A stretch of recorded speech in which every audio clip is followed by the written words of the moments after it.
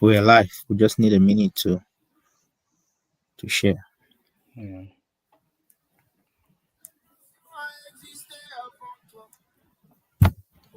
Elle vivra après toi. Si tu aimes la patrie, laisse-la respirer. Vieux père, même si on te donne son temps de mandat, ce sera juste de multiplier ton échec par 100. Ce que tu n'as pas pu faire en jeunesse, ce n'est pas en vieillesse que tu le feras. Ton ombre a fait sombrer le pays dans le chaos. Pas de route, pas d'école, pas d'hôpital, pas de justice, pas de travail pour nos enfants. Tu as mis la jeunesse à la retraite, alors que tu ne peux même pas parler au peuple. Oh, on ne te demande pas de miracle, on te demande juste de rendre au peuple sa victoire. Le peuple veut le changement. Quand ta retraite, ce n'est pas la jeunesse d'être mise à la retraite. Si tu aimes ce pays, rends au peuple sa victoire.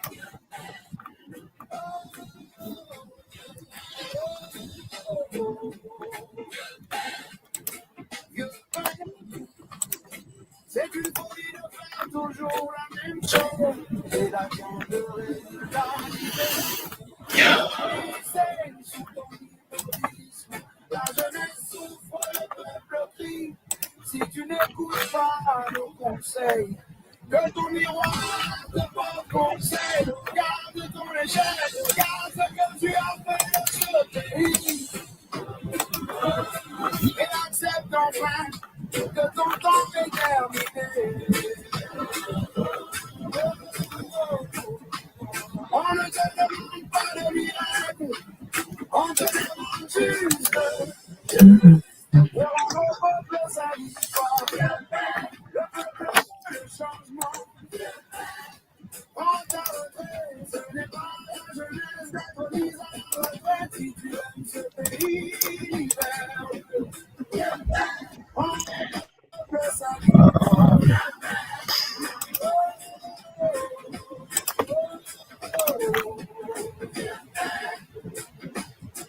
La jeunesse n'est pas comme une boule de terre.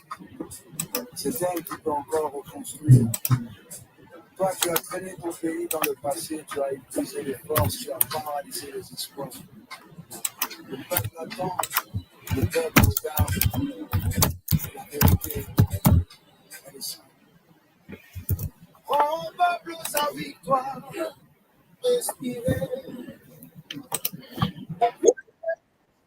Si on te donne son temps de mandat,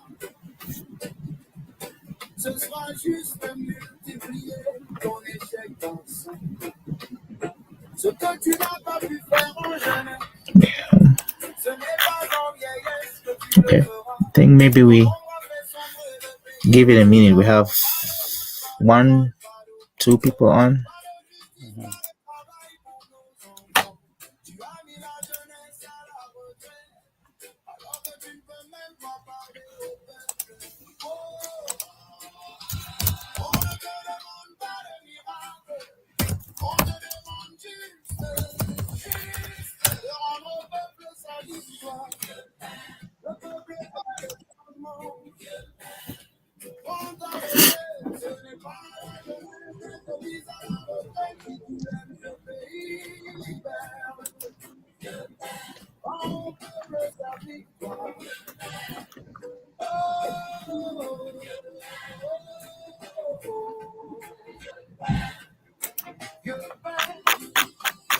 C'est une folie de faire toujours la même chose et d'attendre le résultat différent. Le pays saigne sous ton immobilisme. La jeunesse souffre, le peuple crie. Si tu n'écoutes pas nos conseils, que ton miroir te porte conseil. Regarde ton échec, regarde ce que tu as fait de ce pays. Et accepte ton mal. You share? You know, I don't get access like you do. You're doing it. Oh, okay. Doing it on your phone. It's a little tricky. Okay. Mm,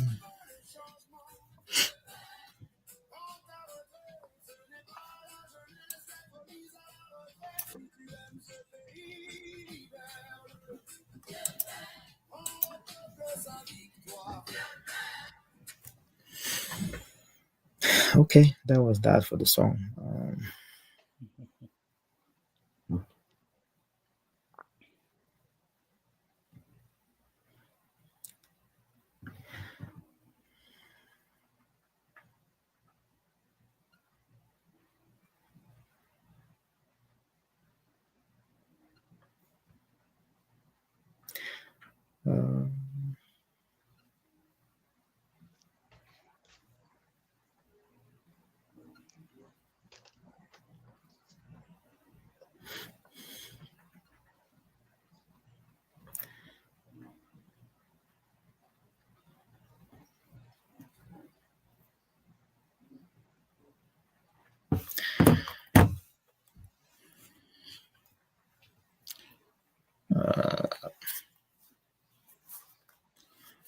Uh, we don't have any people on yet.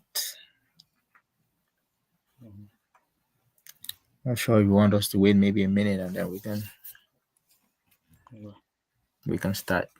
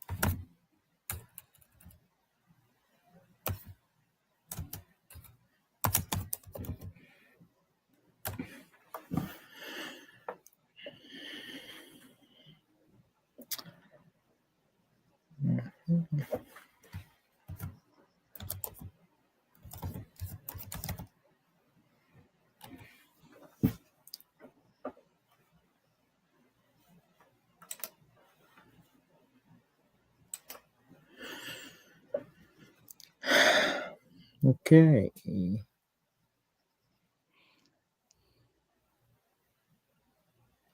Um,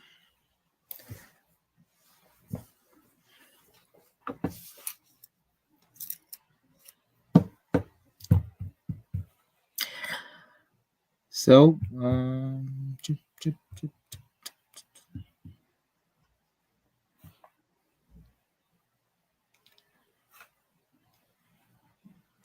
Anybody? yeah, I think we should. I think we're good. Okay. Hello, everybody, and happy December. Welcome to this special edition of the Audio Part Talk Show. Again, it's always a delight to have you guys here. We're just two guys who love to share our thoughts on politics, on religion, on social and economic issues.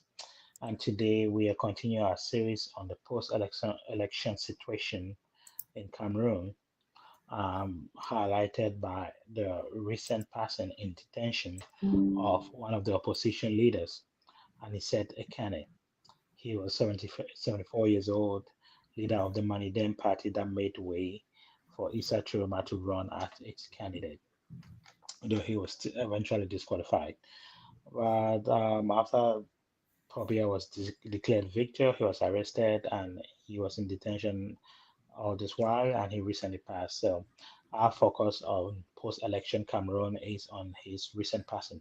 And then we have a few videos to talk about the unusual relationship between Issa Chiroma and his supporters and the Amazonians, the relationship that has seemed to come to fruition since the declaration of Pobia's victory. We have a few clips to play that we will share our thoughts after that. And we invite anyone who is interested in these kinds of things to be able to come and share your opinion if you're so willing on live video, or you can otherwise do it through the comment section. You can ask questions, and we will be more than willing to share our opinions. And we never claim that we are right here or we have the right answers, but at least we give it a shot. We try to be honest as possible. So the only thing that we can guarantee you is our honesty. So again, thank you for joining. Sit on tight. If you have comments, please let us know. If you're willing to come on the show, please let us know. And if again these things interest you, please like, share, and promote our page. It goes a long way. Okay. And so I guess I'm gonna just get in and ask you right away. We talked a lot about Anicet Ekane leading up to the election. We did talk about him post-election and the reason why he was arrested. Were you surprised, or maybe I rephrase the question, how did you take his passing in detention, which happened on December the 1st? Yeah, I mean, I think it's a great loss for, for the people of Cameroon. I think it's a Hmm. great loss for his family.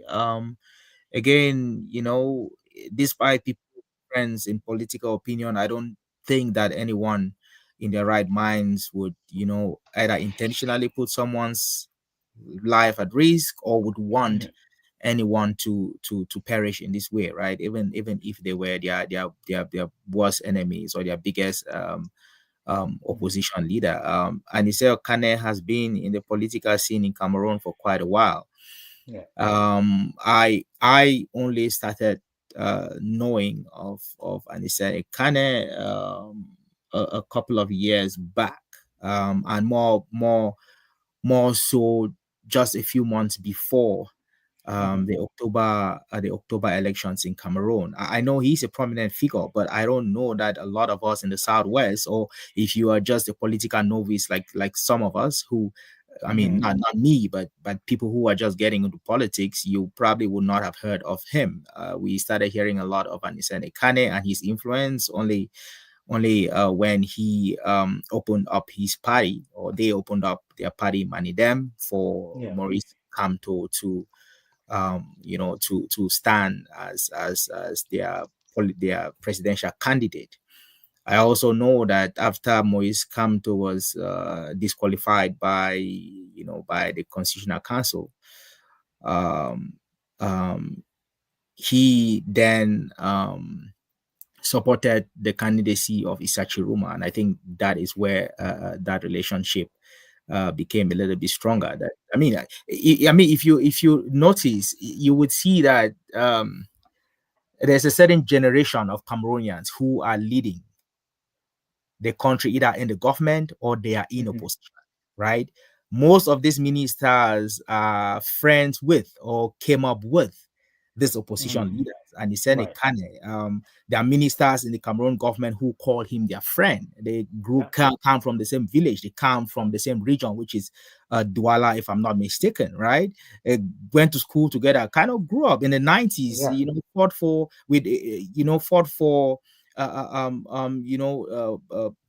opened the political system in Cameroon, Hmm. fought for multipartism in the 90s with Yondo Black and people like that, right? So if you look at that generation, this is the generation that is leading, either leading in the government or leading the opposition to fight against the government, right? This is just Yeah. something that I kind of noticed the past couple of days following his death. But again, it's a Hmm.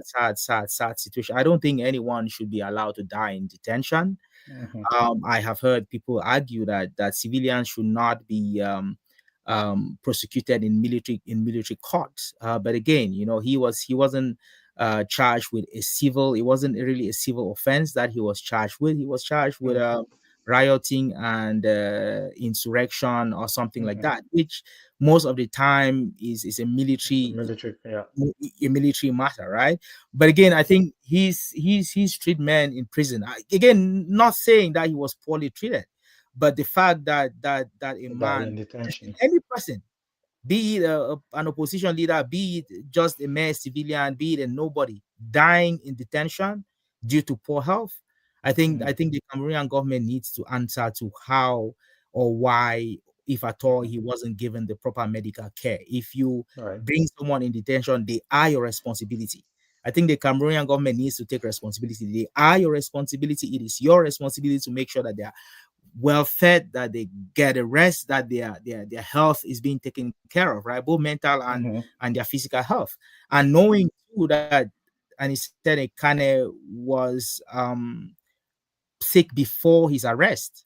His health was poor before his arrest. Had a few issues that health issues that he was dealing with. I think the government should have paid a little bit more attention on how he was doing, as opposed to wait until until the last minute and eventually until Yeah. his passing. I think um, Cameroonians doesn't really matter. All Cameroonians are sad about the passing, Mm-hmm. and people wanting to hold the government responsible for this for his death, right? Another Mm-hmm. thing too, which I should mention, is that when he passed, I thought, and probably a lot of people thought that the level of unrest would be aggravated. Yes, there were a few Mm-hmm. incidents in the Manidem headquarter, but I mean, life just moved on as though it really happened. When I listen to Camto supporters, they it feels like this was a missed opportunity to really push the government, right? It comes across as a missed opportunity. I'm not sure if, again, we've talked about strategy, politics, because this game is all about taking advantage, right? Taking advantage Yeah. of events that come up. They did not capitalize on Anise. I'm not saying that people should capitalize on other people's death, but they did not take advantage of his death, which is something that I'm sure they would have to think about, and hold themselves accountable for letting this go like that, right? So yeah, those are my views. How Mhm. did you take it? I was shocked like you, and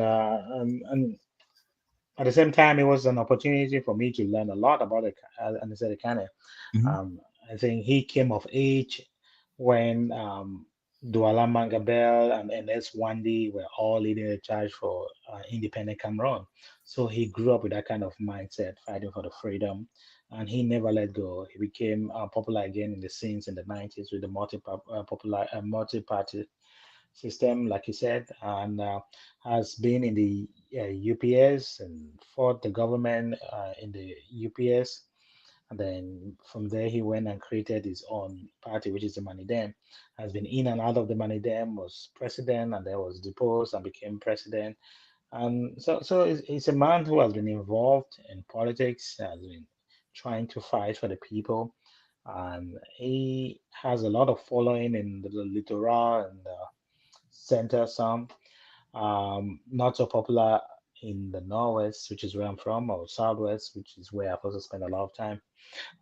But yeah, he's came to the limelight again in the recent election, trying to run, was unable to run, maybe due to popularity or unable to meet the requirements.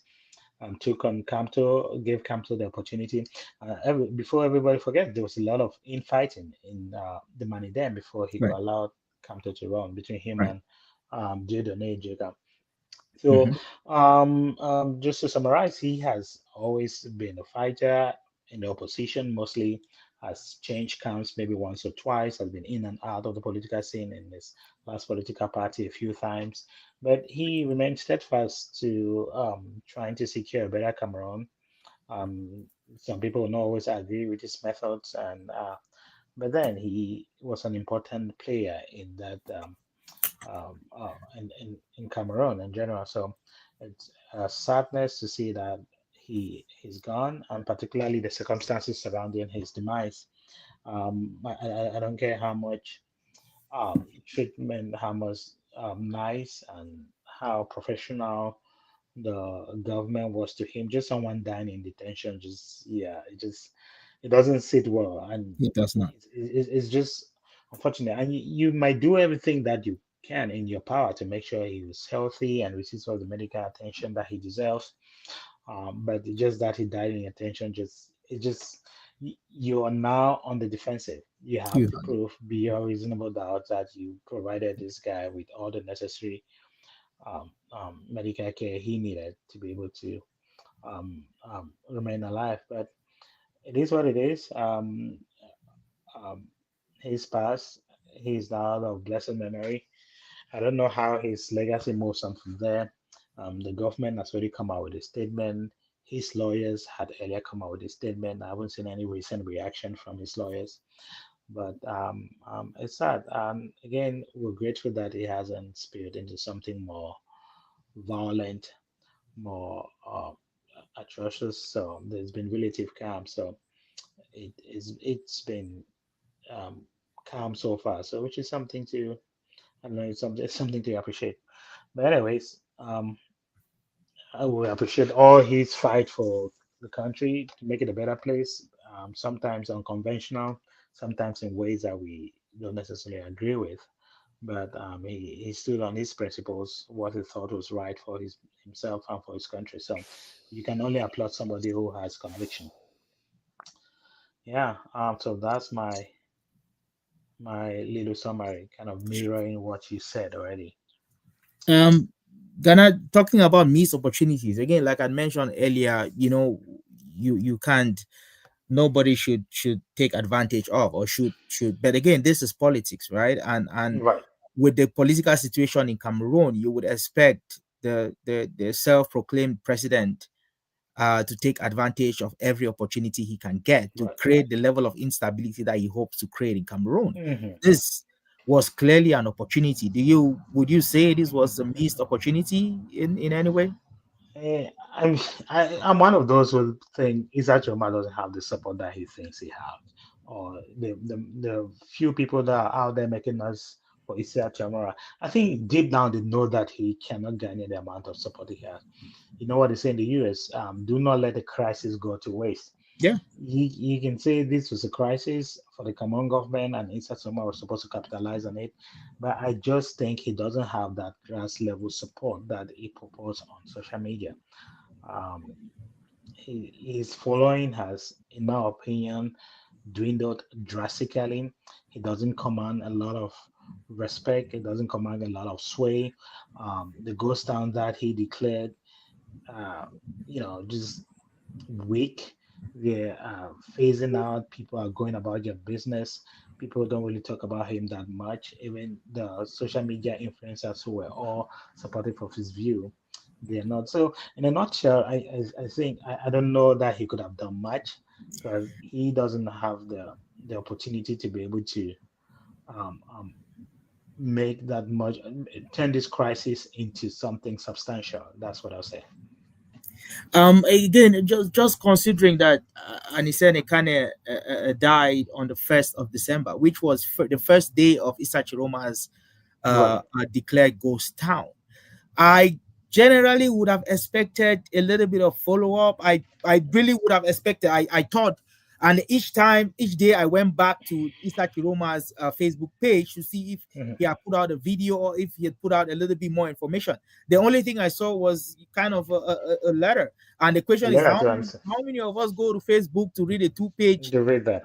a letter that Issa Chiroma wrote? Not, I don't think a lot of people are No, going no, to no, Facebook, going no. on social media to go read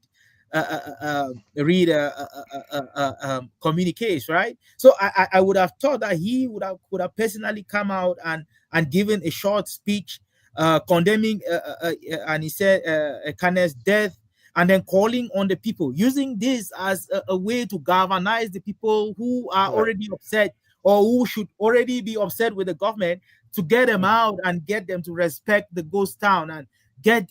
I thought this was going to be a mobilization that could move his agenda forward. I Right. was dumbfounded when I woke up on the 1st of December. I heard about Ekane's passing. The second, nothing, and today is the third, which is the last day of his ghost town, and still Right. nothing has been said. Okay, Mhm. the next person I turn to, if I don't get anything from Issa Chiroma, is I turn to Issa Chiroma's spokesperson, Spokesperson. and it's just crickets, like nothing. She came out, Right. no, she reposted Issa Chiroma's letter of condemnation, and that was it. Yeah. First came and went, second, and today is the third, and still nothing. It's just crickets. Right.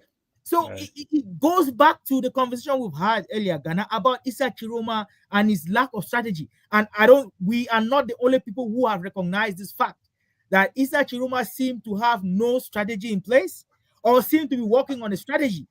And as opposed to being proactive, Issa Chiroma is more a reactive person. He reacts to events. He doesn't Right. anticipate, and he doesn't anticipate and proact. No, he's simply reacting.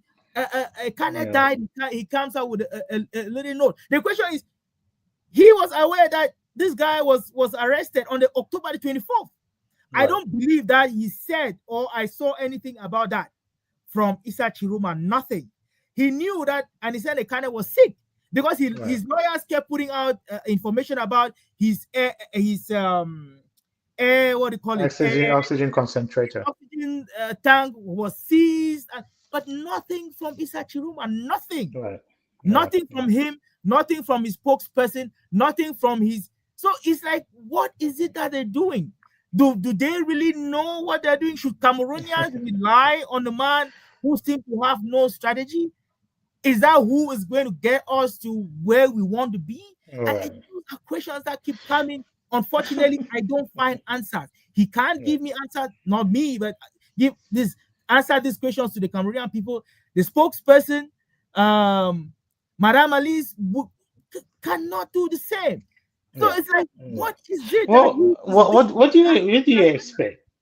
What do you expect from these people who are basically lying to the Cameroonian public? You can only sustain a lie for so long, and people run out of emotions. People see that they're being emotionally manipulated, and their eyes open, and they realize you are not coming to save them. The government is not coming to save them. You have to save yourself.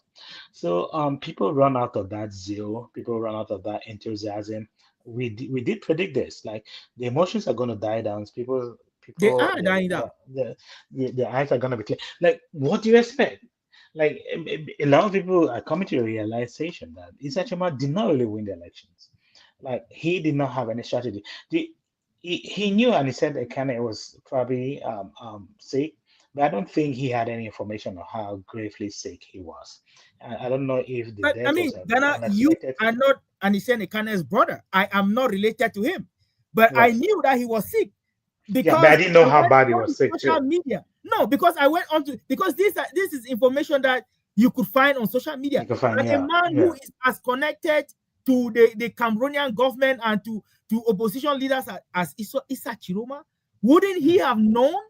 right, Wouldn't right, someone have someone wouldn't he isn't this information that you would believe that he would know? Because if I mm, was Issa Chiroma, if I was looking for ways to get into the Unity Palace, I would be talking to all the connections right. that I knew, both in government and outside government. Because the point it's not like he can't talk to I mean, Chris Anu was talking to him when he was Minister of Communication, Yeah, and Chris yeah. Anu was a separatist.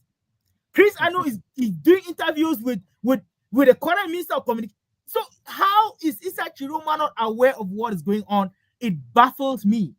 Is he Yeah. not interested? Is it that other people are pushing him to do this? Because he doesn't come across as a man who is doing this out of his own volition. It feels like he's being pressured to do it. He's not Right, taking initiative at all. I think that is the argument that I'm making. There's right. no initiative. You come out with ghost towns every 2 weeks or every 3 weeks, and then nobody hears of you. Even on the Well, day of your ghost town, you have nothing to say. you have nothing You to say. encourage people to stay home. Like no messages, no. Right. People make And videos. It doesn't have to be him. He's yeah. he's what are they doing? Well, I think they know that they lost. They have no strategy. Um, Plus, you also have to know that a lot of people are coming to the manipulation. I said this earlier. He said he was never going to leave his supporters. Where is he now? He He's in he's in the Gambia. Guess what the Gambian government has said? You are not going to use our territory to cause instability in another country. So you're only here on humanitarian grounds. That means should the Gambia decide to send him back, to expatriate him back to Cameroon, they would do that, and he has no say. So the guy is cornered. Plus, what is he supposed to say? You have given 3 days ghost town, and at the same time, and he said the candidate died. So what are people supposed to stay home and they go out to the street and ride and he said the candidate like the guy is confused. He doesn't really know. And again, people are fed up. People know that no one is going to come to save them. They have to fend for themselves. You have to go to your job. You have to do your business to be able to get money for your family. The government is not coming to save you. So, plus, more importantly, Cameroon is in a different stage right now. The things that used to happen in 2016, 17, 18 with the Amazonia crisis cannot happen now. I think people are wiser. The government is more prepared. The government is more proactive. Issa Tchiroma, like you have actually said, is very reactive. So, I think we are just in a different state right now. People know that this did not work in the northwest or southwest. It's probably not going to work in the larger Cameroon. And the government is, have put everything in place to be able to curb this from happening. The rate at which you have um, um, law enforcement officers now, just before, just when, like there was a symbol that said, just pose a question, and it said, "Ekane, was he killed or was did he die or was he assassinated?" That was taken down right away. It didn't happen. If this was in 2016, 2017, 2018, that banner would have been there maybe for a few days, and who knows how many people that is going to radicalize. So I think the government has grown, the people of Cameroon have grown. They see beyond manipulations and lies telling. And more importantly, they know that nobody is coming to save them, not the opposition, not the government. You have to go and fend for yourself. Um, Again, just going back to Anicet Ekane's death. Do Yeah, you do you buy the do you not whether you buy do you think the explanation that has been provided by the state of Cameroon is sufficient yeah, enough, or do you believe yeah. that more needs to be done in terms of explaining how he died, or coming out with Right. a breakdown of the Yeah, events that led to his death, when he left prison, yeah. was he at the hospital, what treatment did he get, who did they Mhm. work with?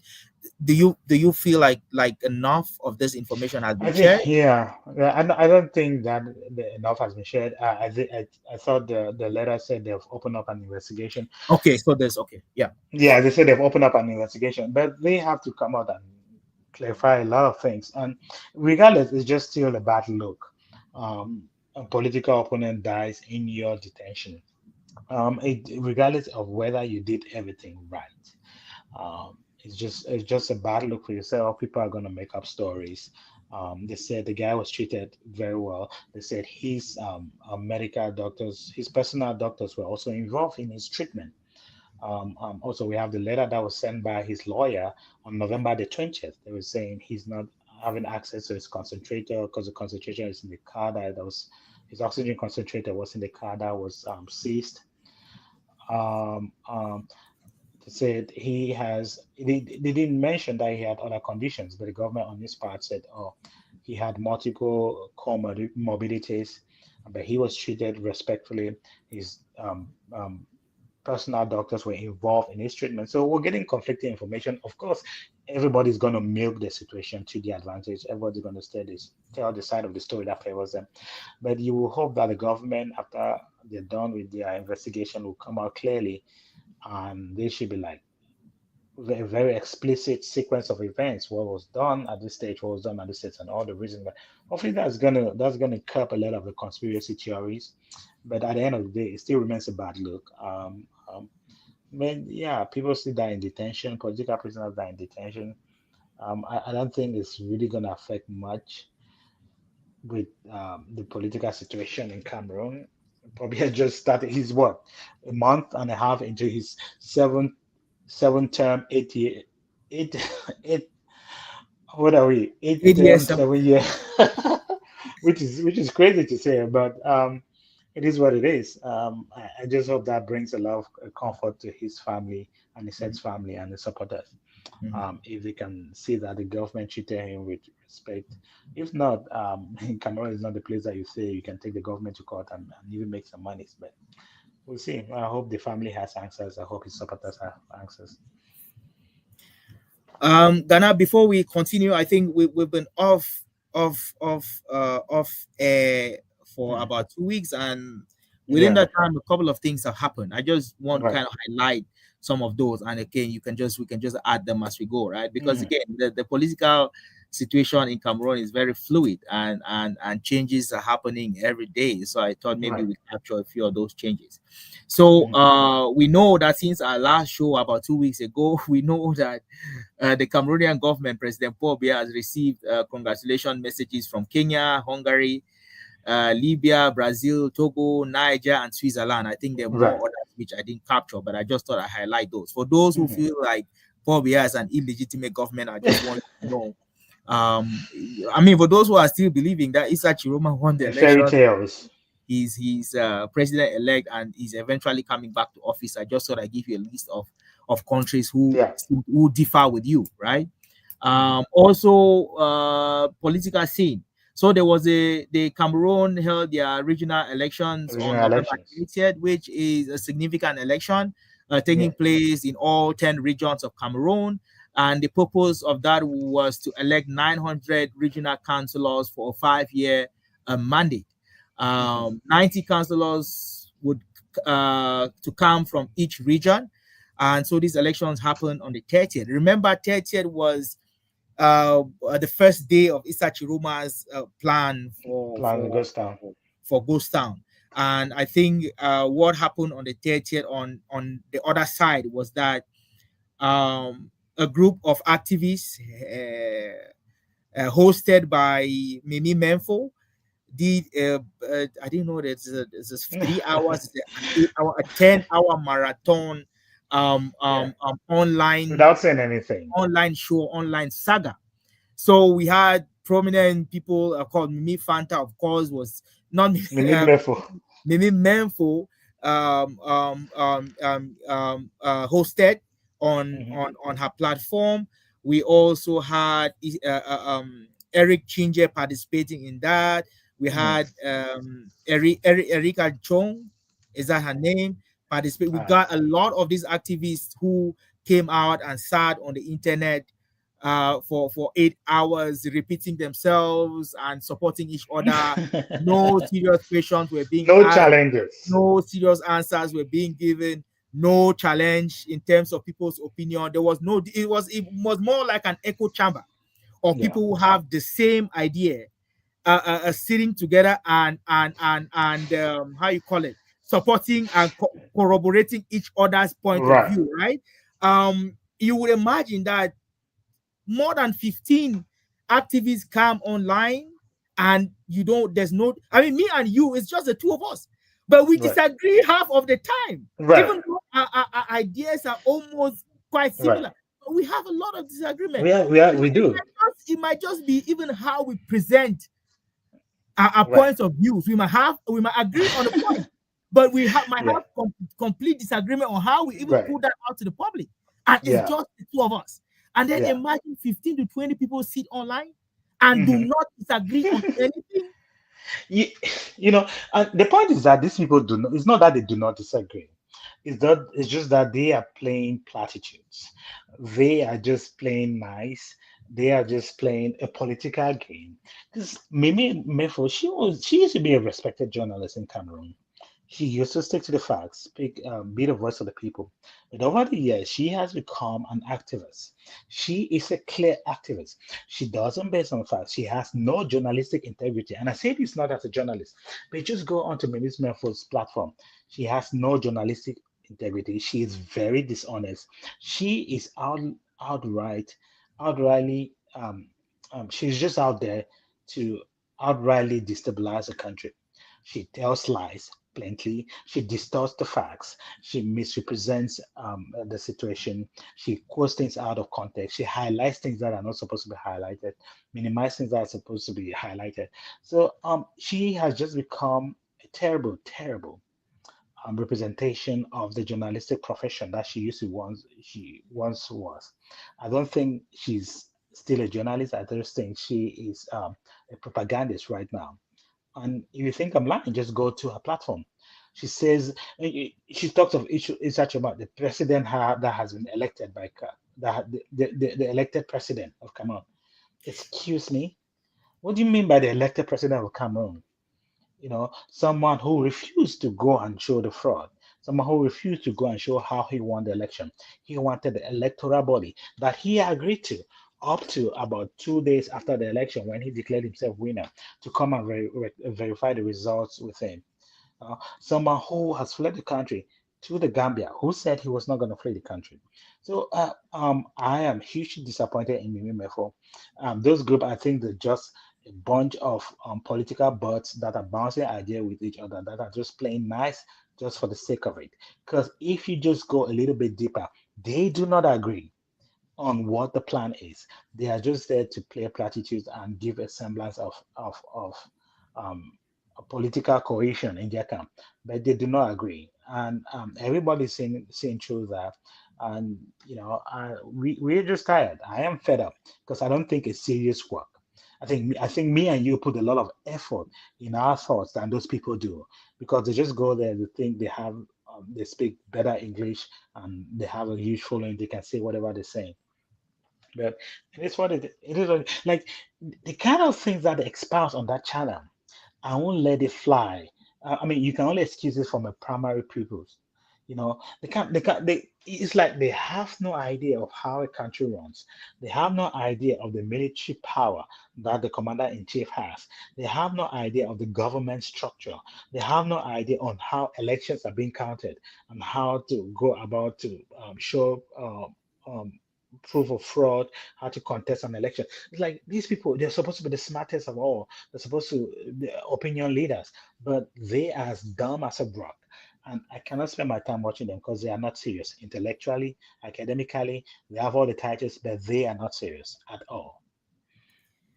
It baffled me. Again, I didn't watch because I didn't have the heart to sit down and watch people talk about Yeah, things as though they really did.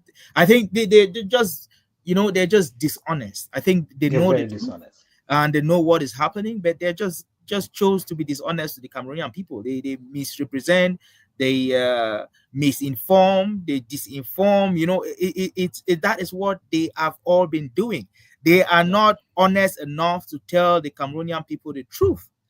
They right. will not even, very few of them would even admit that Issa Chiroma's strategy It's not working. is unproductive and Yeah, ineffective, right? They will not even admit that. There's always one excuse after the other and always telling us how things are happening, but we cannot see. I guess we are all blind. All yeah, Cameroonians are blind, so we can't see what is right. happening, right? So it's from one excuse to another. So yeah, I just wanted to kind of bring that up with regards to the Yeah, regional elections that happened. They called their program the People's Regional, yeah. again, just so that you they, contradict one man. they But again, it was ineffective because again, right, the election still happened. People went out and voted in peace. There was right, no disturbance. Results right. came out. The victors were announced, and again, live is Yeah, going is running as it's always been. But yeah. during that period, there was a little bit of there was a little bit of a disturbance in terms of confusion, in terms of Hmm. whether Issa Chiroma's party had submitted a list of candidates in certain Right, regions. He had to put out a letter to say we are not participating in an election right. that in an elections organized by bodies that we find as illegitimate Right. and corrupt. Yeah. But I think the clarification I got from there, Ghana, and you can add to this is yes, he had submitted a list because I believe these lists were tabled to Elecam Hmm. prior to The elections, prior the to presidential even the elections. presidential elections. So Yeah. if he wasn't anticipating a win, he wasn't anticipating that he was going to be in this situation. So he Right. had presented a list. Right. All they needed to say is that we presented a list for the original elections, but we are withdrawing a list. I think that would have been the Right. right thing to say. But it came across as though the list that Elecam has published was fabricated and it wasn't presented by them. That if at first sight, That Yeah. is what you would think when you you read the letter. But again, when you go into detail, yes, they had presented a list way before the presidential Way election. before that. Yeah. And what again, I talk about being reactive as opposed to being proactive. He could have withdrawn the list.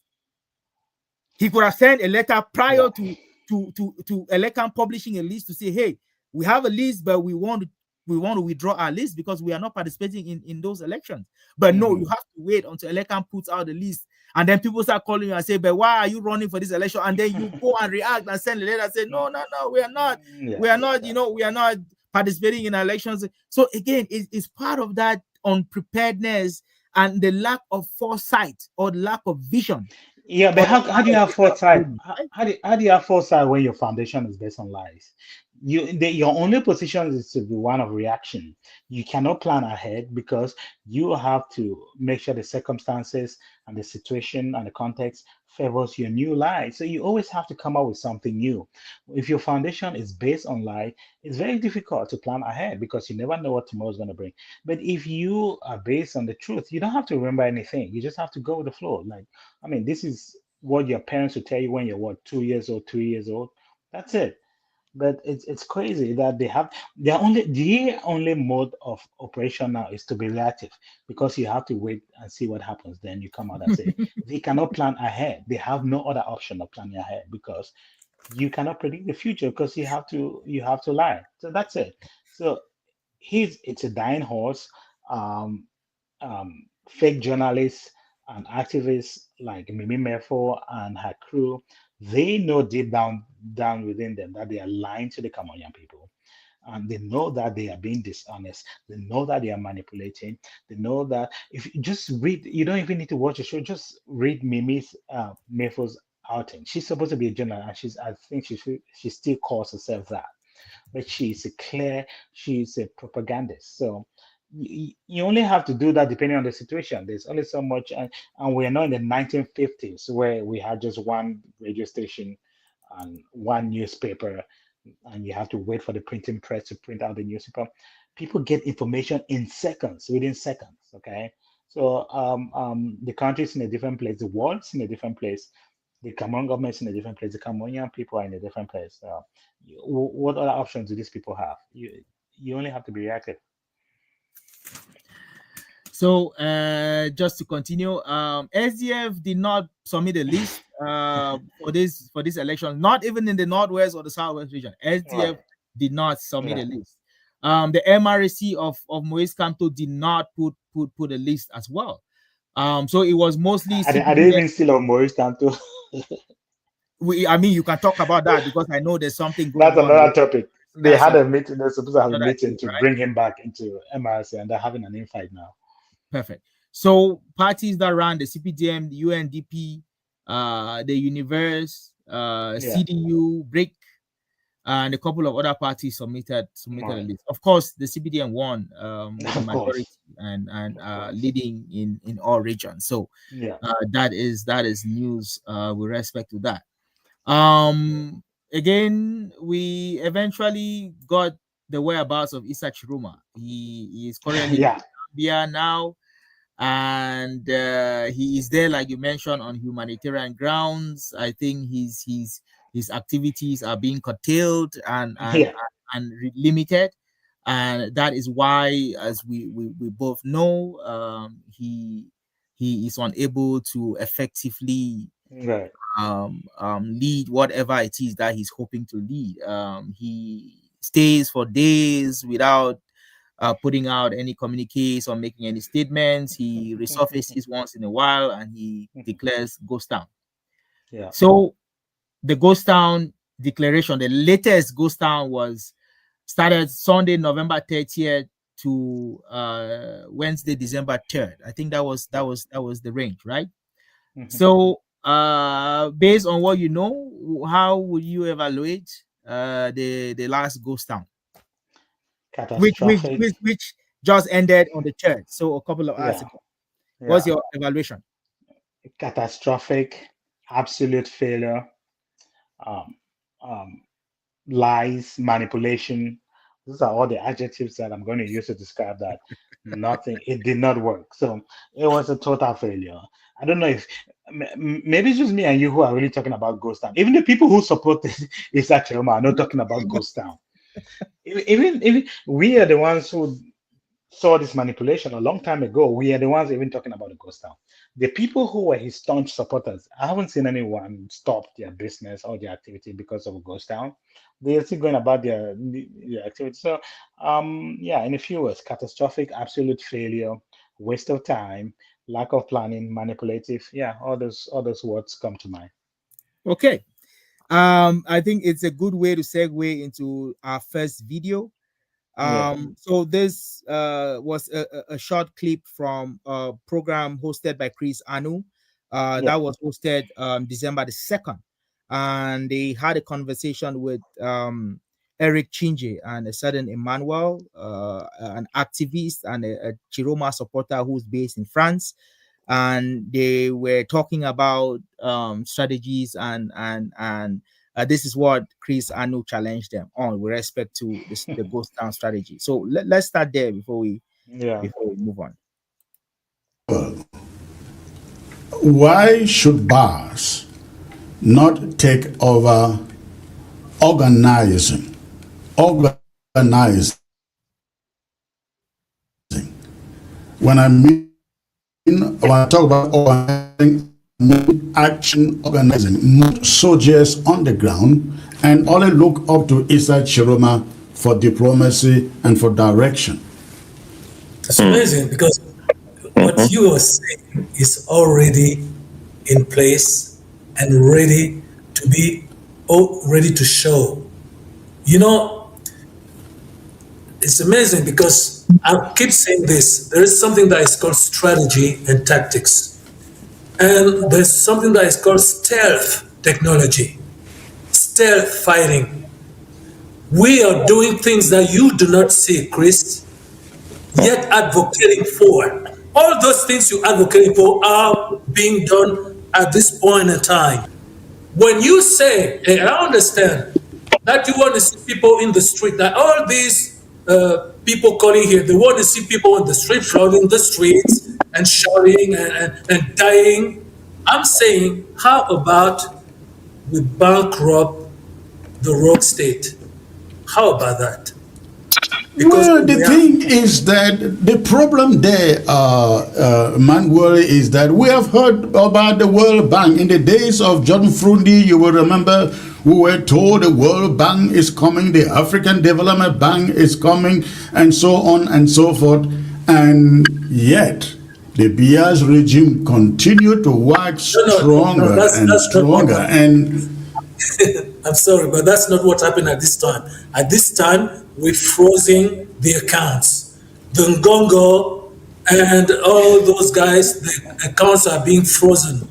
All these international institutions that are lending money to Cameroon have received dossiers, and they are going to freeze the Cameroonian financial supplies. When people are doing ghost towns, money stop coming back into the account of this government. If we dry out the account, if the bankrupt, this has never been done before. Okay? So I think bankrupting the system is even more efficient than the 3,000 people who have already died. Let's not forget this number. 3,000 people have already died. When you talk about using ghost towns to freeze the economy or pull it backward, the ghost towns, your ghost towns are not working. Don't you realize that? Your ghost towns are not working. You just don't see it. They just don't see it. Where? We see it where? In Douala? In Yaoundé? In Bafoussam? We don't see it. Dear Chris, we see it here and there in a spotted manner, like in the, what is the name of that town in the western region where it was really severe last week? But we don't see, Douala should be shut down. That is the economic capital where you can essentially strangle that country in a day. Chris, you just don't see it, but I would love to take you by hand and show you the the actual budget of Cameroon, to take you to the Ministry of Economy and see that money is running out. You just don't see it. There are so many things that are going on right now, stealth technology. You just don't see it, but all those things you're looking forward to happening are happening secretly. Gongo will not take the microphone and tell you Cameroon is getting poorer and poorer and poorer. We're not going to be able to finance the militia. We're not going to be able to pay the street. We're not going to be able to pay the soldiers. They say, right, they won't tell you, but that's exactly what's going on. Hence, they're being so nervous as to kill a sick man in jail. That's just how nervous they are. So believe me, things are going the way you want them to go. We are in action, not the way you want it, but believe me, you're going to have another vision of warfare successful. All right. The message. Yes, Chris. Yes, yes, go on, Eric, the last word. Yes, the message here is there's a lot of things happening, below the radar. Exactly. That actions that people are undertaking. And what we really need at this time is for each of us to do what they can in their own individual capacities to ensure, we can bring. Cameroon has never been the government in Yaoundé has never been in a more fragile situation than it is now. And it takes for very little to bring this whole house of cards crumbling. But for that to happen, each of us has to play their role. And that's all, it's not enough to sit back and complain. Ghana, man, pipe dreams. That was painful to watch. that was really painful to watch, and I feel like I wasted part of my life. Sorry, I'm sorry to bring this to you, but again, these are people that in all seriousness, are these people that we're supposed to look up to as smart, as intellectuals, as opinion leaders, as people who are supposed to lead a revolution? Are you guys kidding me? Like, seriously, Chris Anu, for once I agree with Chris Anu. We are not saying anything, and then you are telling us that what our eyes are not saying is happening. Like, who is gonna believe that? Chris Anu, and this is not anybody. Chris Anu is someone who has caused havoc in Cameroon, who is one of the people who have led ghost towns that has led to the killings of so many people, to the destruction of so much property, to the delay of education of Cameroonian youth by who knows when. The consequences are immeasurable. And he is telling you that we don't see someone who has an experience with ghost towns, with all the atrocities that has come with it. He's telling you that we don't see any effective ghost towns that you guys are claiming and you guys are arguing. Actually, I mean, for once, I don't know if I've ever agreed with Chris Andy, but I agree with him. Nobody's seen anything. Nobody's talking about ghost towns. Everything is working normally.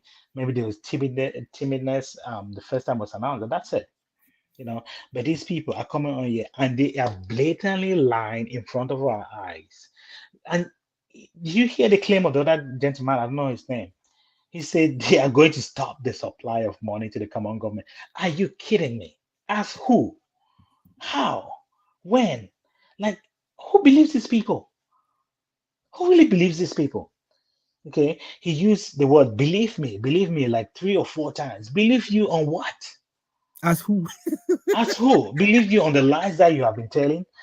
And then everything there is there on the background trying to prop him up and it's nodding his head as if he's saying something serious. Like, come on now. We're supposed to be serious here. These people, they don't think that we are serious people. They don't think that we are able to look at them and see the manipulation that they are presenting to us. So it's very sad that we listen to these people. We think that they have some moral superiority complex to be able to tell us what our eyes, to tell us what our eyes are seeing clearly as not happening, that it's really happening. It's crazy. Like he says, the economy of Cameroon is fragile. The Northwest and Southwest War has been going on for almost a decade now. It's 2 years short of a decade. Right. And then you come and say a ghost town of 2 or 3 days is going to make the economy crumble. Are you kidding me? So I'm really disappointed in these people. Like I think we are not journalists, we are not political scientists. But at least we have a level of sophistication in our conversations that these people do not have. Because this kind of conversation doesn't pass the litmus test in a Form 1 class. If you have Form 1 children talking like this, you're gonna tell them like you guys are not serious. You guys are absolutely not serious. And you have to maybe give them a knock on their head to bring them back to reality. But these are older, these are senior citizens talking with very little understanding, or they know, or I don't know if they are wavering. Like, how can you sit with a straight face and say you are stopping money from flowing into the Cameroon government? How can you sit there with a straight face and say that, and then you just let that slide?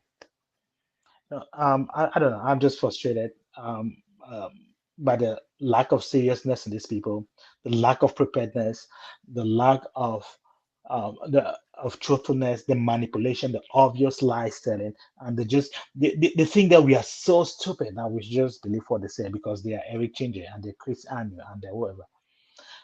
But yeah, I mean, again, the one time I do agree with Chris Anu, he's asking some serious questions there and he's not getting any serious answers. I mean, I think this level of propaganda we've seen before. Right. If you know anything about Ambazonia, you've lived in Cameroon, you know anything about Cameroon for the past 8 years, you would know that the same comments, the same statements that these guys Yeah. are making today are Have been made. statements that Chris Anu and his colleagues made 8 years ago. They Right. were saying the same thing. They were Right. claiming how they were going to stop the flow of investment in Cameroon. They were Yeah. claiming how they were going to crumble the economy of Cameroon, and they used the ghost town as the primary tool. And Right. Chris Anu, who is king of ghost town, is telling you that we don't see the impact, and you say it's happening, but he doesn't see it.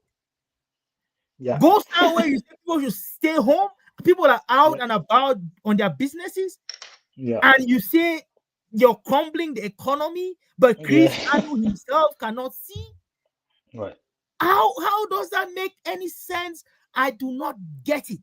Yeah. Cameroon is not a, call it a banana. Cameroon is not a banana republic. No. It is not. You might say it's you might call it whatever you want, but the international community does not see Cameroon the way these people see them. Cameroon is a land with a lot of opportunities, and businesses and governments and corporations are wanting to invest in Cameroon, man. I mean, look at just natural resources. Cameroon is rich in natural. Is it oil? Is it gas? Is it timber? What kind of minerals does Cameroon not have?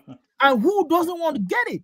I think these people look at Cameroon and think it's just some small quarter where you can just say anything. You go. How do you block? I mean, just a couple of days ago, the World Bank and IMF were granting a loan to the Cameroonian government. That's what these people said. Something project.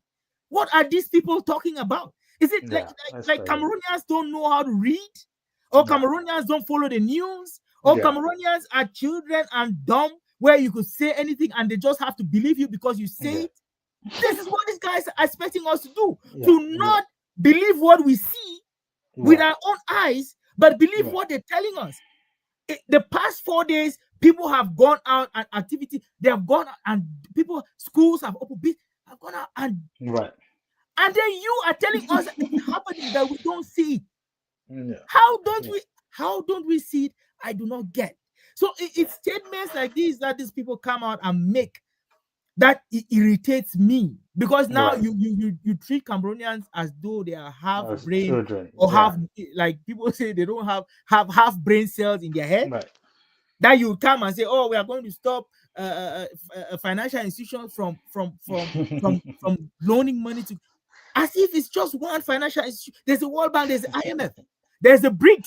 A lot of Cameroon's money comes out of the IMF and the World Bank. Yeah. They borrow money directly from other countries, Russia, China. They don't need the World Bank. Investment doesn't It's come from the crazy. World Bank because It's China crazy. is investing in natural resources. So Russia is supplying web. I don't get It's what these crazy. people are It's crazy. saying. Cameroon is not broke. Yeah. They Yeah. have been telling us for more than 8 years that Cameroon is running out of money. You remember Chris Anu and the Yabachos Yeah. and the Tepan Ivos and the Mark Exactly. Baretas telling us and the Sako Ekone telling us every day in, day out, Cameroon is running out of money. It's just a matter of days now. It's just a matter of days. It's a matter of months. It's been 8 years. Cameroon is still functioning. Yeah, it's crazy. It's still functioning. It's absolutely And crazy. then these people come, instead of looking for different template, they just go back to the Right. template that we've seen and that hasn't worked. Chris Anu, Yeah. who has run that template, is telling you It's that your ghost town is not working because their ghost town did not work. Yeah. Their Monday, No, wait, I'm sorry. Monday, Conti Sunday hasn't changed anything. The only thing Yeah. is done People is work on Saturdays. children are going to school on Saturdays. Yeah. They just move it 1 day back. Monday Yeah. is a Saturday. Saturday is a working day. It's a school day. Yeah. They adjust and they accommodate and they adapt and they move on. Right. They said, "Oh, cities, there's no Sonora. We are going to shut down Sonora. We are going to shut down CDC." They did that a few times, but Cameroon still continue to function. Now CDC is functioning. Sonora is functioning. So they go back and they use a template that has proven to be a failure.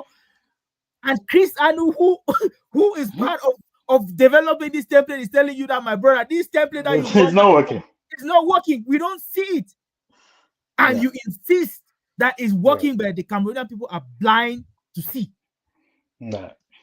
We should just trust you because you're Alpha and Omega. And you guys you're working in secret. You're working behind the scenes. He keeps using stealth technology. I don't understand and what tactics. he's talking about. What is he talking about? Yeah. Use words fighting the Cameroonian people. Oh, stealth technology is stealth, is strategy. What strategy? We haven't seen it. If there's a strategy you haven't executed that strategy, we have not seen it. It's probably on paper somewhere in your bedroom. We do not know what that strategy is. Yeah, we don't know. I don't know. And this is the direction these people are going to take us to. Yeah. Yeah, it's quite irritating. It's very irritating when you watch about it. Turned my stomach. It turned my stomach. Come up with something new.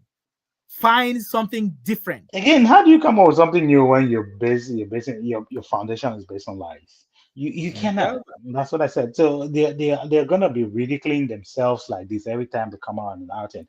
And Chris Anu,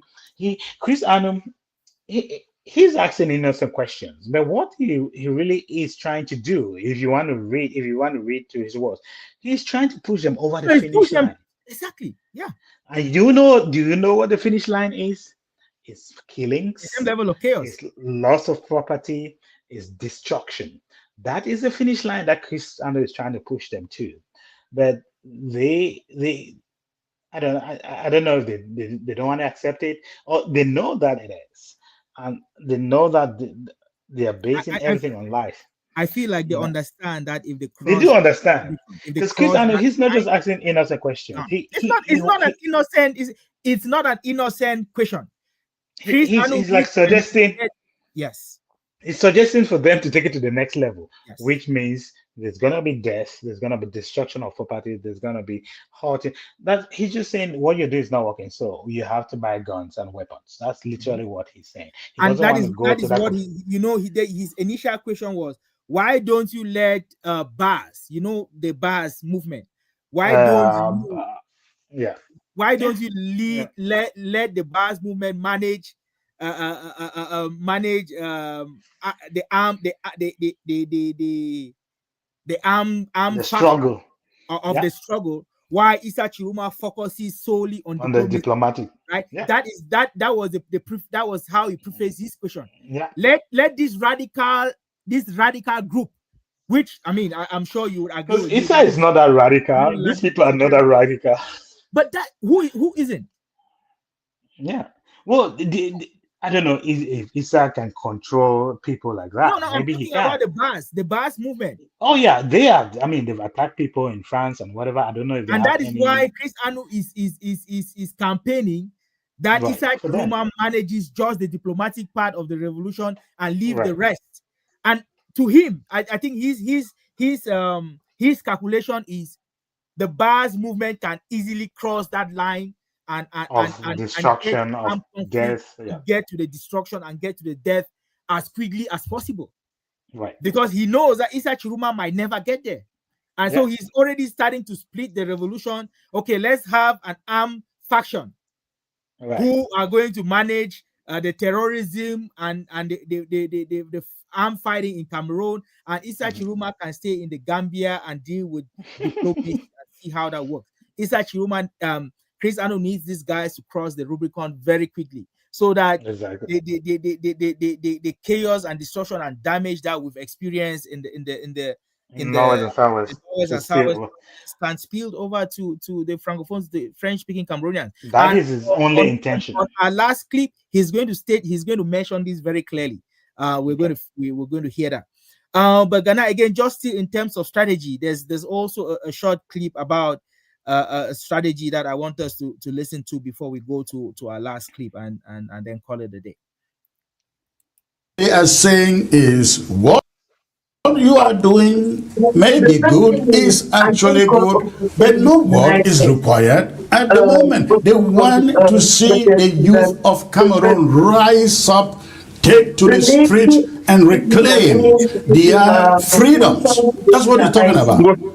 Well, part of this, Chris, is also educating the people. Part of it is giving the people a reason to believe that there's a future that lies beyond activism. And, the Senegalese understood it, and they did it, and they got the change they wanted. Yeah. But we've not quite done it yet in Cameroon. But that's for not the lack of trying. There are lots of efforts right now. You must have heard of what Kawala is trying to do with her people to raise some money to educate the women. There's a lot that needs to, a country like Cameroon is not easy because it's a country that has enough to feed it, well, until recently, could feed its people. And now all of a sudden people are going hungry and they begin to they're beginning to listen and to understand. Eric, I don't understand though that after all these years we're still talking about educating the women, educating the youth, but it is the case because in Senegal they were hungry easily. They didn't have food. In Cameroon they always had food. You must take these things into account. We're not fabricating them. This is the reality on the ground. And it can be very easy sometimes to stand away from these things. Do you think if everybody get the food they want on the ground, as you suggest, and the Okada guys get all the money for gas that they want, what will motivate them to go defend their freedoms? That is precisely why things have changed. There's a demand, a real demand for change in Cameroon. It's because the realities on the ground have changed. It's because we have a system that no longer works for ordinary citizens. It's because we have people, as a result of the corruption, people who've destroyed the futures of young people in Cameroon. We have a country where people are leaving universities and cannot find jobs. We have a country where there are no investments coming into the economy. Cameroon has just been destroyed, and that is what has finally, it's taken a while for it to hit home, but it has hit home.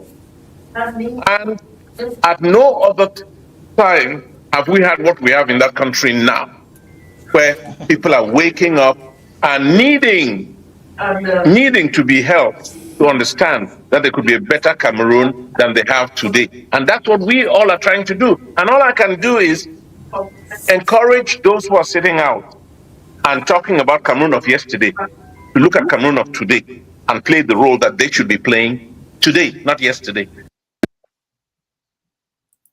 Yeah, back to you, Ghana. Well, I'm going to start backwards and work my way to the initial point of the conversation. Uh, People are waking up. Waking up from what? Like I don't know how serious these people are. The command of yesterday, that that command of yesterday when things used to be. This guy is basically telling Chris Arnold that the Amazonia thing has failed. I don't know if Chris Arnold is catching up to that vibe. We you would see the next exchange. You know, he's basically telling Chris Arnold, all that you guys have done in the last 8 years in the Northwest and Southwest, you guys have failed woefully.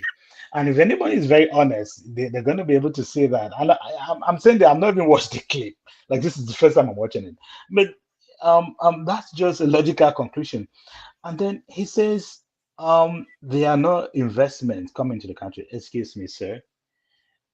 We see people visiting the prime minister every day. We see people going to the presidency every day, signing a cause. Maybe they don't follow through, but at least they're there. They are representing foreign governments. They are representing foreign businesses. What is going to happen if you shut down the economy? And then just look at how these people have to manipulate and lie and use words just to, spur up emotions amongst people so that they can go out to the street. They say, go and defend your freedom. What freedom are you talking about? Okay, he used the word educate. He used it like 3 times. We have to educate the people. This is where you have to, if you're a real journalist and you're an objective, you have to stop the person and say, okay, educate people on what exactly, sir? What are you trying to educate the people on? You Because you can't just say that and then just move forward. Okay, if you make any presentation, oh, we have to educate these people. Okay, educate them on what? To change their mind from what to what? What new thing are they going to learn? What new strategies are they going to adopt? Okay, you see how these people just infantilize Cameroonians. They think we cannot reason on our own. They think unless they come and do the education, Cameroonians have no ability to be able to learn on themselves, to be able to look at their circumstances and say, these are the things I want to change. These are the things that I think is working for me. This is what I think is not working for me. So these people, they oftentimes use themselves as freedom fighters or postulate themselves as freedom fighters, but they are actual dictators because they think that you cannot reason on your own. You always have to depend on them to reason for you, and they know what is best for you. So regardless of how you think they um, um, um, postulate and they posit themselves, they actually look at you as if you're inferior. You cannot make decisions on your own unless they guide you. And of course, unless what are they guiding you to? They are saying it, but they are not really saying it. They're guiding you to chaos, they're guiding you to destructions, they're guiding you to division, they're guiding you to killings. That is all they're guiding you to.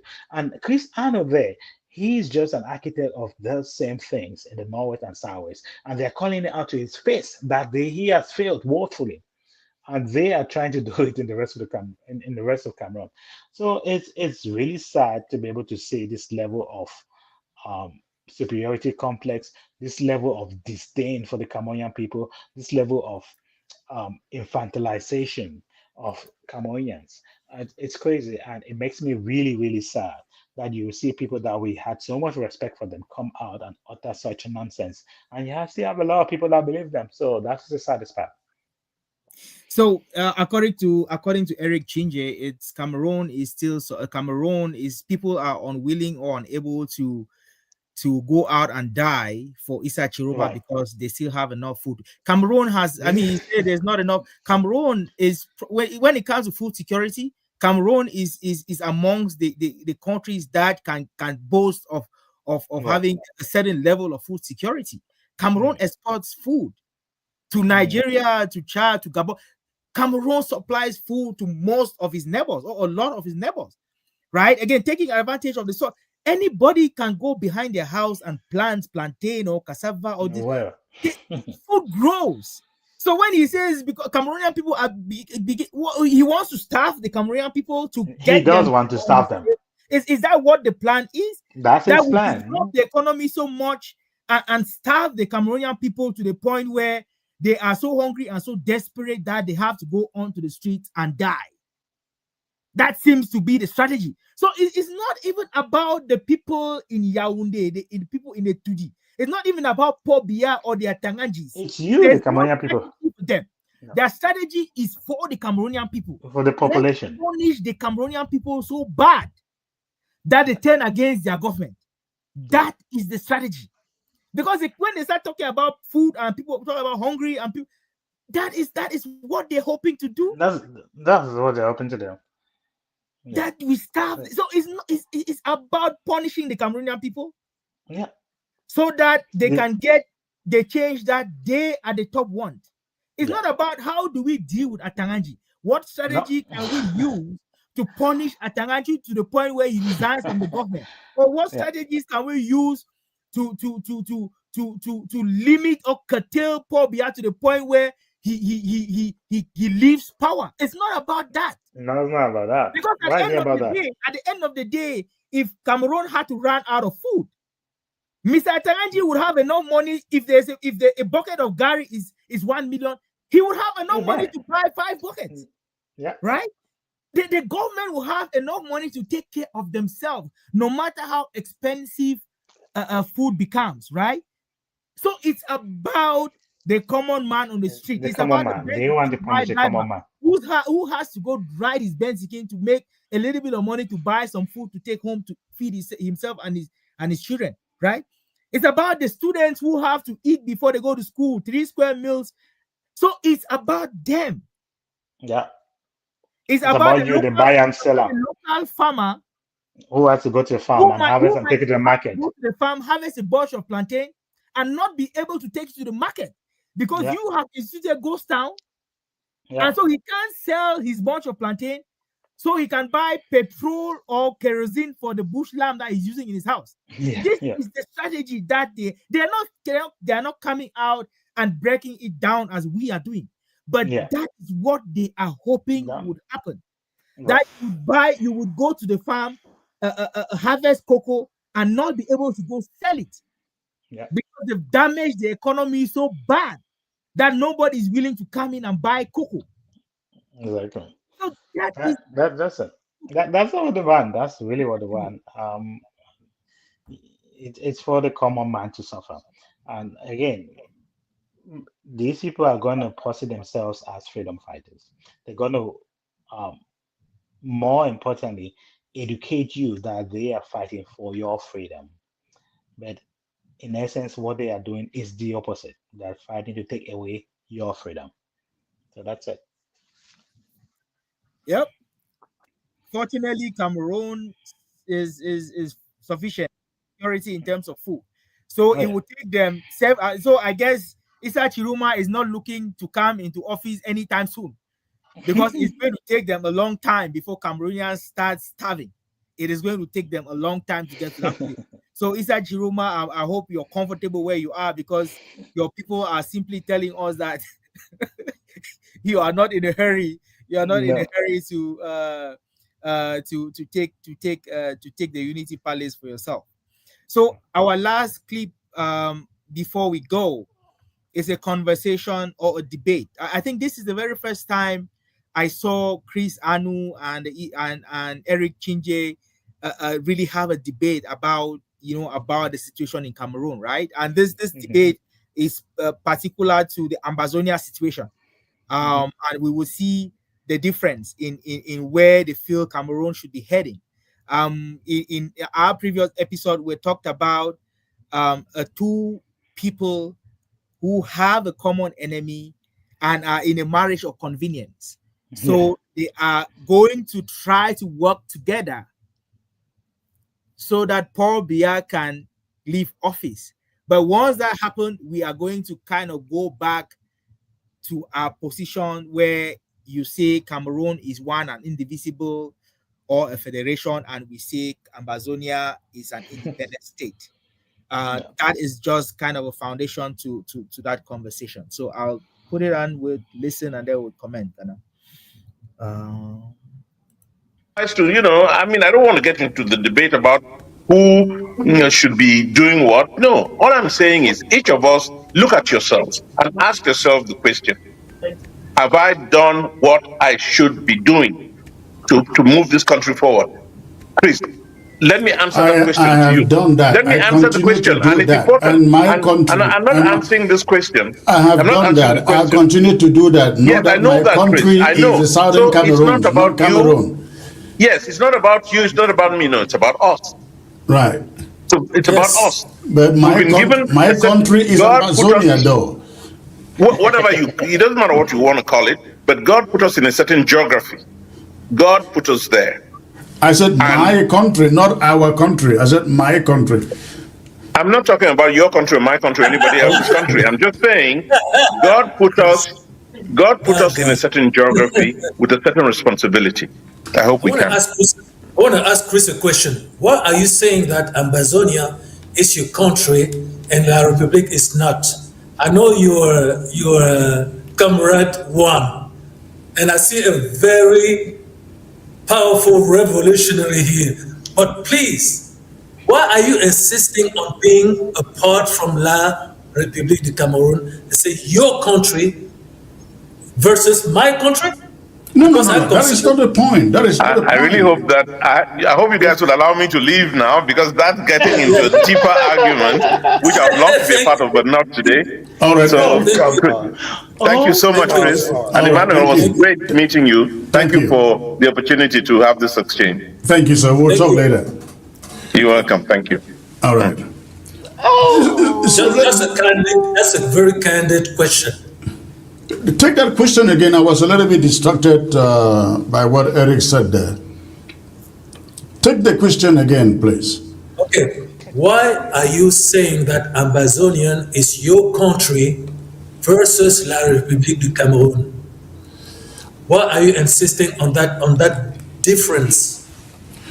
I think it is very clear. Maybe you have not been around for long. You will recognize that Amazonia has been fighting. The Southern Cameroons has been fighting for the past 9 years. And when we come today to say Amazonia is where we belong to, is what we fight for, that is to put a wedge between the fact for 9 years why the Southern Cameroons fought against what you guys want to fight today. None of you raised your voice to support the Southern Cameroons. That is the problem. And so today when we see French Cameroonians trying to wake up and fight the regime and fight for change and fight for justice, we are like, that is no longer our agenda, because at this moment we have a different agenda. If you succeed, both of us benefit. If we succeed, maybe you guys, you benefit. But I think we have a common enemy, because Amazonia's fight is not necessarily against the citizens of French Cameroon. It is against the elite. It is against those who have ruled that country for the past 43 years. Those are the people who have entrenched themselves that there can be no change. But we rose up against it. We asked for a return to federalism in 2016. We didn't see Francophones rising up and saying, these people are asking a legitimate question. We did not see that. We did not see your musicians compose songs to support Amazonia. We did not see your elite rise up except Dieudonné Essomba, the only one I know stood up for Amazonia. Dieudonné Essomba, the only Francophone I can point to who fought for Amazonia at his own corner. But the rest of you call us Ambazozo, you call us No-So, you gave us different names. That is why Amazonia sees nothing to benefit in joining you Francophone.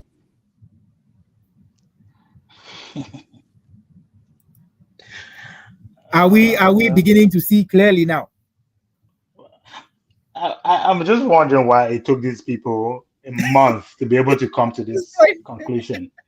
Because this is a conversation you should be having, and let's say I'll give them grace. Maybe day 2 or day 3, if you're having the show, it should not take you long to be able to come to this conclusion that you have opposing opinions as to where you want the country to go. And I have a very rhetorical question to ask. Why did Eric leave the conversation? I thought the conversation was just about to get really interesting. I was very invested in So, hearing what he was going to so say. in all honesty, he had indicated just a few minutes before Okay, that he needed to take his leave, right? okay, So I don't want to, even though okay. I get the impression that this conversation kind of precipitated his leaving Hmm. the platform, but yes, he had initially indicated a Okay, few minutes before this question came up that he had to go. He had been on the show for quite a while, so he needed yeah, to leave, right? But yeah, again, he probably still could have chimed in for a few minutes before he left. right. But knowing how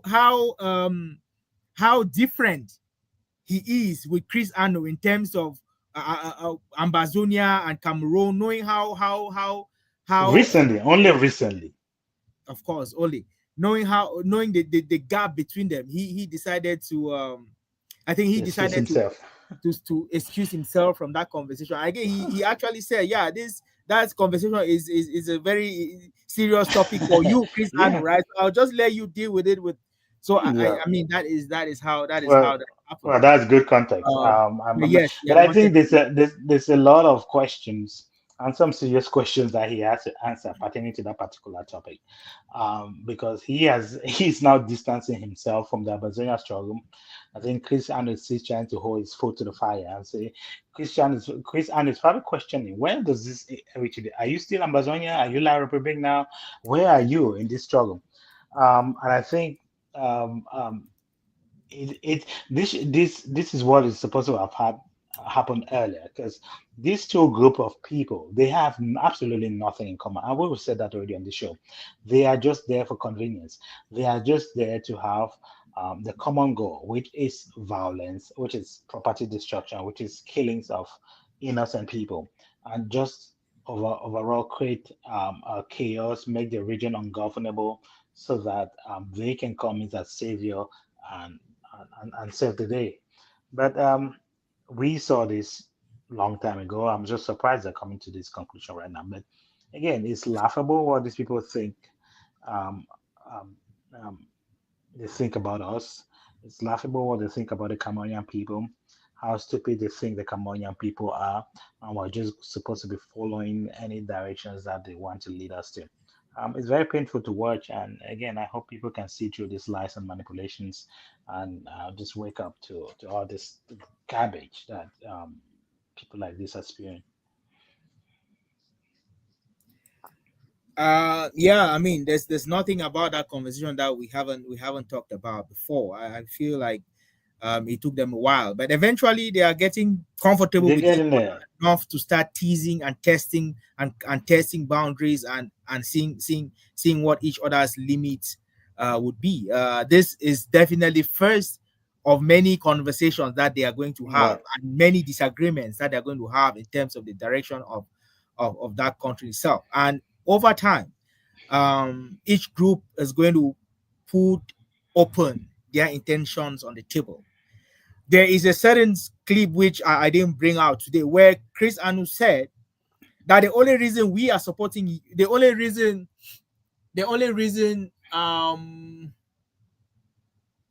no, he said something like the only reason they are supporting them is because they know or they believe that if it's to the advantage, if it's to the advantage of the Ambazonia people, Ambazonia supporters, if Hmm. Bia leaves, Yeah, right? I I think think he did say something like that, he said something like saying that. I'm not sure how to rephrase, but I think I'm paraphrasing. Yeah, he did say, "Our fight is not against the francophone Cameroonians. Our fight is against the regime who has been in yeah, power for the past 43 years. yeah. If BR leaves, we gain. If you guys Mhm. win, we gain. If Again, we right? win, maybe you guys gain. Yeah, maybe you get, maybe you don't, right? Maybe you don't." So he did say So that. it's all about them. It's self-interest. It's This you self-interest. know putting opening up his platform for this Chiroma's activists to come and deliberate Right. is not because he support is not is for self-interest. It's self-interest of Ambazonia. It's for the interest of Ambazonia as opposed to right for the interest of Mhm. of change in Cameroon, generally speaking. And that is Right. why he had a disagreement with Eric Chinja as my country or your country, and it doesn't matter whose country. It doesn't matter. That was how that conversation happened. But again, I'm beginning to like what I see in terms of the level of The debate pushbacks. that Chris Anu is willing to have. He's willing to make it very clear that even Right. though we are sitting here and talking about Issa Tchiroma, our directions are very are different. We are Yeah. on parallel lines. We might intersect from here from time to time, but we remain two groups of people Right. fighting the same person with two different agendas. I think they are beginning to I'm put beginning that to out realize here that. Yeah. pretty clearly. Um, so I'm just yeah. gonna say this. He said, "I did not see a single francophone support the Ambazonia struggle." Um, Sir, do you know where Issa Tchiroma was on that struggle just a few months back? Do you know Issa Chiroma's position on the struggle? That's just a food for thought. A food for Right, thought. right, right. Ghana, what are your predictions before our next show? What do you think? I mean, I think political situation in Cameroon. I think the conclusion of this show, we're beginning to see where these people are going to divide, and they're probably not going to be talking to each other for much longer. I think they're just scratching the surface of their division. They're just scratching the surface of their opposing views and stuff like that. I think we're going to see the anonymity and animosity rise again when you start to get pushbacks on both sides. And unfortunately, we already know people who are going to come victors. Atangaji is going to come out as a boss. Pobia is still going to come out as a boss of all of these things. But yeah, I don't think these conversations are going to last so long. I think after a few shows, if it's still going to bring back the same guests, it's not going to last so long. And it's just going to die down a quiet death. And life is going to go to life is already normal. Life is going to go to what it is. And the lies and the manipulation, it cannot be sustained. Again, like you said earlier, they are very reactionary, not proactive because they are based on a foundation of lies, and those cannot be sustained. So again, I agree. Ghana predictions is Cameroon is keep going to move forward like they are moving Yeah, forward. People are going to go back to their jobs, carry on with their activities. The government is going to continue to govern as they are governing. yeah. Issa Chiroma, I suspect is going to come up again with another ghost town. Good If he's stuff. not already tired of announcing ghost towns that are not effective, he might Yeah. come up with one again. So yeah, between now and Wednesday, we are going to keep track of what is happening, developments, and then we are going to come back and have a conversation. Absolutely. Okay, well, thank you everyone for watching. If you love the conversation, please, leave comments, share, like, and we are going to see you again soon. You have a wonderful night, morning, day, depending on where you are. Whatever. Okay, we'll talk Bye-bye. again soon. Bye-bye. Bye.